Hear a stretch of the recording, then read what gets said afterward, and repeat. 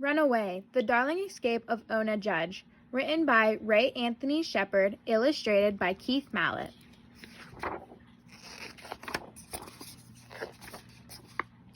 Ona Judge, why you run away, Ona Judge?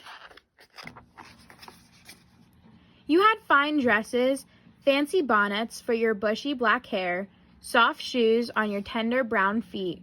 Why you run, Ona Judge? You rode in first-class carriage with the lady who called you her own.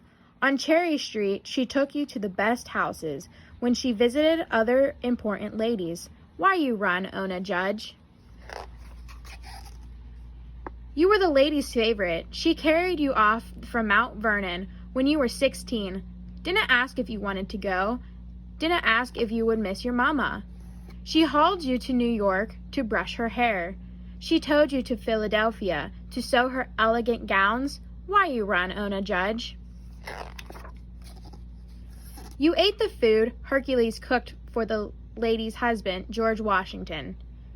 You had your own room in the president's house, with a fireplace and servants to bring you wood. Why you run, Ona Judge? You were the color of saltwater caramel, with freckles of cinnamon flakes, your hair the scent of dogwood, your eyes dark like British coal.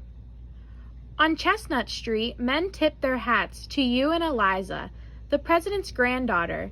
They thought you were her friend. Why you run, Ona Judge? You saw history at the dining room table when you peeked through the kitchen door. Thomas Jefferson, John Adams, Alexander Hamilton, warriors and diplomats who made America free. Did you think they meant you? You didn't work in the buckwheat fields. Your hands stayed soft. Your clothes kept clean. Why you run, Ona Judge? The lady read you stories from the Bible, told you her problems. She didn't teach you to read or show you how to write. Wanted you the way you were, her pet, her darling slave. Why you run, Ona Judge? Didn't you know you belonged to the lady? Like her favorite chair or a pair of silk stockings? She was getting old, wanted to keep you in the family, gave you to her granddaughter Eliza. Eliza, the girl you played with when you were 10 and she was 7, now a mean and sassy woman, would keep you in fine dresses, fancy bonnets, and soft shoes, let you rock her babies to sleep.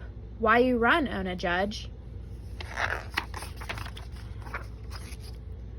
But you walked out the door, ran into the Philadelphia night, left the lady and the president at the dining table. Didn't you know the lady would cry?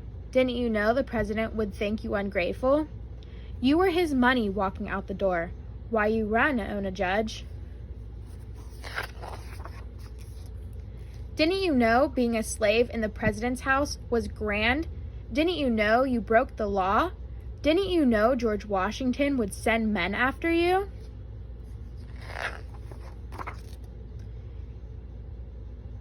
You knew you were more than a $10 pet.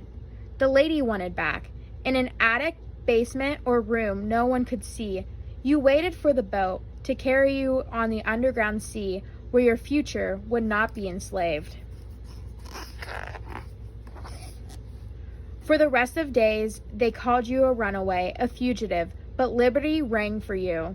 You dreamed a dream you would make true, to read, to write, to do what you want, to go where you like, to make sure your children would not be enslaved, like you, like your mother, your grandmother, and her mother too. Is that why you ran? Then run, Ona Judge, run.